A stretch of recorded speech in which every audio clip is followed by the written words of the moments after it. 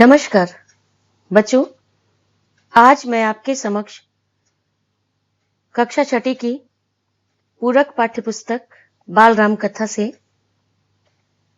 अवधपुरी में राम पाठ लेकर उपस्थित हुई हूं। बच्चों, आज हम इस पाठ पर जो प्रश्न बनते हैं उन पर चर्चा करेंगे। अवधपुरी में राम पाठ आप लोगों ने अच्छी तरह से पढ़ा है और उस पाठ की कथा आपको समझ में आ गई है, आपको कहानी पता है। अब इस पे जो कुछ प्रश्न हैं, इन प्रश्नों पर हम विचार विमर्श करते हैं। तो बच्चों देखिए, पहला प्रश्न है, अयोध्या नगरी किस नदी के किनारे बसी थी और किस राज्य की राजधानी थी? उत्तर देखिए, अयोध्या नगरी सरयू नदी के किनारे बसी थी और यह कौशल राज्य की राजधानी थी। दूसरा प्रश्न देखिए, अयोध्या कैसी नगरी थी? अयोध्या हर तरह से संपन्न नगरी थी, सभी सुखी और समृद्ध थे।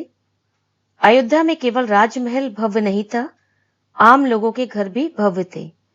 सभी सड़कें चौड़ी थी, पानी से लबालब भरे सरोवर थे, खेतों में हरियाली थी। माने अयोध्या जो है इतनी सुंदर थी कि लोग जो है उसे देखते रह जाते थे। चलिए अगला प्रश्न देखते हैं। राजा दशरथ किसके पुत्र थे और किस कुल के उत्तराधिकारी थे? उत्तर, राजा दशरथ अज के पुत्र थे और वह रघुकुल के उत्तराधिकारी थे।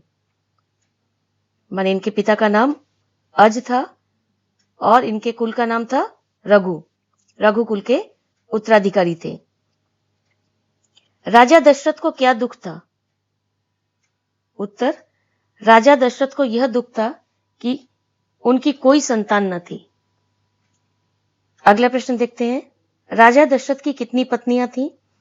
राजा दशरथ की 3 पत्नियां थीं, कौशल्या, कैकेयी और सुमित्रा। बच्चे प्रश्न देखिए, राजा दशरथ के कुल गुरु कौन थे? उत्तर, राजा दशरथ के कुल गुरु महर्षि वशिष्ठ थे। अगला प्रश्न है, राजा दशरथ ने अपनी चिंता के संबंध में किनके साथ चर्चा की? उत्तर, राजा दशरथ ने अपनी चिंता के संबंध में महर्षि वशिष्ठ के साथ चर्चा की। अगला प्रश्न, राजा दशरथ को पुत्रेष्टि यज्ञ कराने की सलाह किसने दी थी और यह यज्ञ किसकी देखरेख में हुआ?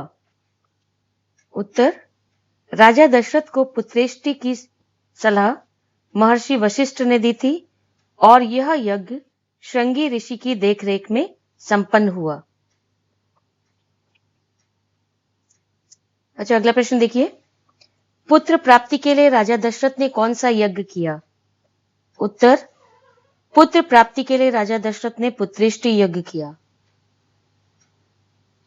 अगला प्रश्न, यज्ञशाला कहां बनाई गई?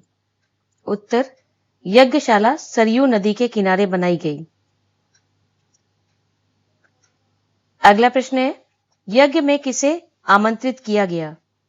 उत्तर, यज्ञ में अनेक राजाओं और ऋषि मुनियों को आमंत्रित किया गया।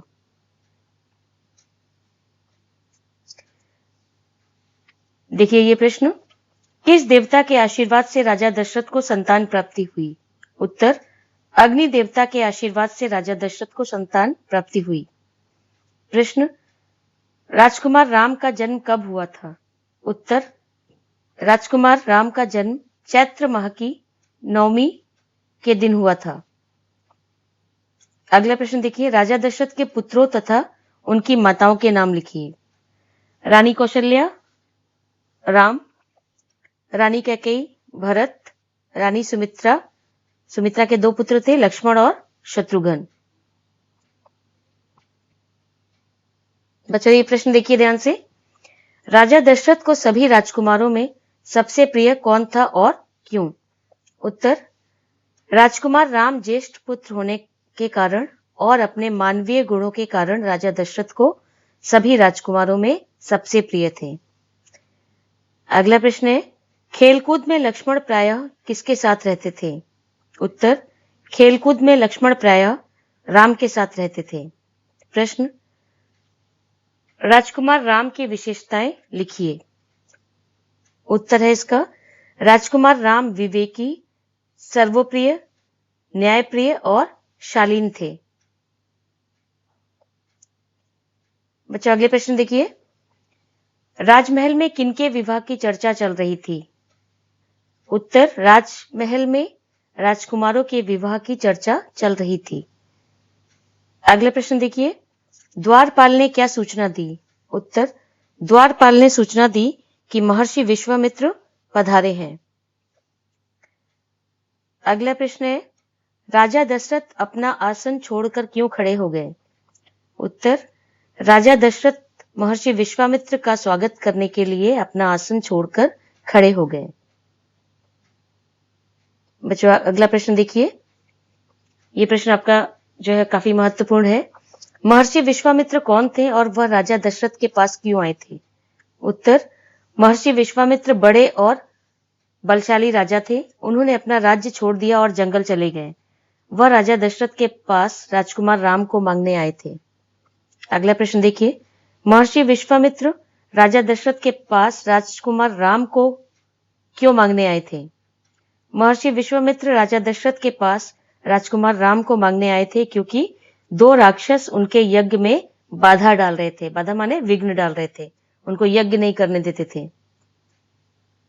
बच्चे प्रश्न देखिए, महर्षि विश्वामित्र जो यज्ञ कर रहे थे वह कितने दिन का था? महर्षि विश्वामित्र जो यज्ञ कर रहे थे वह 10 दिन का था। अगला प्रश्न देखिए, राजा दशरथ क्यों दुखी हो गए? उत्तर, राजा दशरथ महर्षि विश्वामित्र के द्वारा राजकुमार राम को यज्ञ की रक्षा के लिए मांगने पर दुखी हो गए क्योंकि वो राम को भेजना नहीं चाहते थे।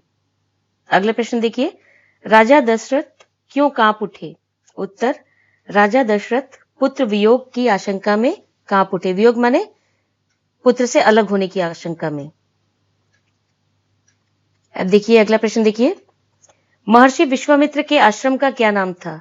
उत्तर, महर्षि विश्वामित्र के आश्रम का नाम सिद्धाश्रम था।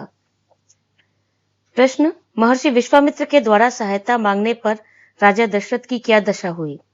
उत्तर, राजा दशरथ कांपकर बेहोश हो गए और होश आया तो डर ने उन्हें फिर से जकड़ लिया। उनको क्या डर था? क्योंकि उनके हिसाब से राम जो है काफी छोटे थे, वो राक्षसों का सामना कैसे करेंगे।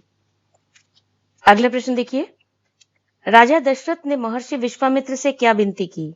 उत्तर, राजा दशरथ ने महर्षि विश्वामित्र से विनती की कि उनका राम अभी 16 वर्ष का भी नहीं हुआ है, तो वह राक्षसों से कैसे लड़ेगा, उन्हें कैसे मारेगा। इससे अच्छा होगा कि वह उनकी सेना ले जाए। बच्चे प्रश्न देखिए, महर्षि विश्वामित्र ने अपना क्रोध व्यक्त क्यों नहीं किया? उत्तर, महर्षि विश्वामित्र ने अपना क्रोध व्यक्त इसलिए नहीं किया क्योंकि क्रोध करने से उनका यज्ञ खंडित हो जाता। खंडित होना माने भंग हो जाना, टूट जाना। अगला प्रश्न है, महर्षि विश्वामित्र स्वयं राक्षसों का वध क्यों नहीं करना चाहते थे? उत्तर, महर्षि विश्वामित्र स्वयं राक्षसों का वध इसलिए नहीं करना चाहते थे क्योंकि उन्होंने संन्यास लिया था। अगला प्रश्न देखिए, राजा दशरथ की विशेषताएं लिखिए। उत्तर, राजा दशरथ कुशल योद्धा, प्रजापालक और न्यायप्रिय शासक थे। अब ये प्रश्न देखिए, महर्षि वशिष्ठ ने राजा दशरथ को क्या समझाया? उत्तर, महर्षि वशिष्ठ ने राजा दशरथ को राम की शक्ति के बारे में, प्रतिज्ञा तोड़ने के बारे में और विश्वामित्र के साथ रहने पर राम को होने वाले लाभ के बारे में बताया। लाभ माने क्या? विश्वामित्र के साथ रहने से क्या लाभ होता राम को? उनको जो मालूम था वशिष्ठ मुनि को कि जो है राम जो है वहां पर शस्त्र की शिक्षा जो है जो या कुछ कोई नई विद्या जो है महर्षि विश्वामित्र से सीखेंगे। प्रश्न देखिए, रघुकुल की क्या रीति थी? उत्तर, रघुकुल की रीति थी कि वचन का पालन प्राण देकर भी करना चाहिए। प्रश्न, महर्षि विश्वामित्र राम के साथ और किसे अपने साथ ले गए? उत्तर, महर्षि विश्वामित्र राम के साथ लक्ष्मण को अपने साथ ले गए। अब बच्चों देखिए यहां पर कुछ पंक्तियां दी गई हैं, ये आपकी पाठ्यपुस्तक से है और इसमें जो है किसने किससे क्या कहा, माने पंक्ति में किसने किससे कहा? अब देखिए, आप पुत्रेष्टि यज्ञ करें महाराज। ये किसने कहा? ये महर्षि वशिष्ठ ने राजा दशरथ से कहा। दूसरा देखिए, महर्षि आज्ञा दे, मैं आपकी क्या सेवा कर सकता हूं? ये राजा दशरथ ने महर्षि विश्वामित्र से कहा। राजन, मैं जो मांगने जा रहा हूं उसे देना आपके लिए कठिन होगा। ये किसने कहा? ये महर्षि विश्वामित्र ने राजा दशरथ से कहा। अब यहां पे देखिए आगे कुछ पंक्तियां हैं। आप आज्ञा दीजिए महर्षि, मैं उसे पूरा करने के लिए तत्पर हूं। ये राजा दशरथ ने महर्षि विश्वामित्र से कहा। देखिए ये किसने कहा? मैं सिद्धि के लिए एक यज्ञ कर रहा हूं। ये महर्षि विश्वामित्र ने राजा दशरथ से कहा। आप रघुकुल की रीति तोड़ रहे हैं। ये महर्षि विश्वामित्र ने राजा दशरथ से कहा। कब कहा? जब उन्होंने राम को साथ भेजने में आनाकानी की थी। अगला देखिए, राजन आपको अपना वचन पूरा करना चाहिए। ये महर्षि वशिष्ठ ने राजा दशरथ से कहा। ये उस समय कहा था जब वो राम को भेजना नहीं चाहते और वो जो है विश्वामित्र से कहते हैं कि अगर जरूरत हो तो सेना ले लो, मेरी सेना जो है आपका साथ देगी। तो उस समय वशिष्ठ ने राजा दशरथ को समझाते हुए कहा था। तो बच्चों, ये आपका अवधपुरी में राम का प्रश्न अभ्यास है। राम को भेजना नहीं चाहते और वो जो है विश्वामित्र से कहते हैं कि अगर जरूरत हो तो सेना ले लो, मेरी सेना जो है आपका साथ देगी। तो उस समय वशिष्ठ ने राजा दशरथ को समझाते हुए कहा था। तो बच्चों, ये आपका अवधपुरी में राम का प्रश्न अभ्यास है। इसमें काफी जो है आपको जो है पाठ्यपुस्तक से अतिरिक्त प्रश्न दिए गए हैं ढूंढकर। तो ये आपको अच्छी तरह समझ में आ गया होगा। धन्यवाद।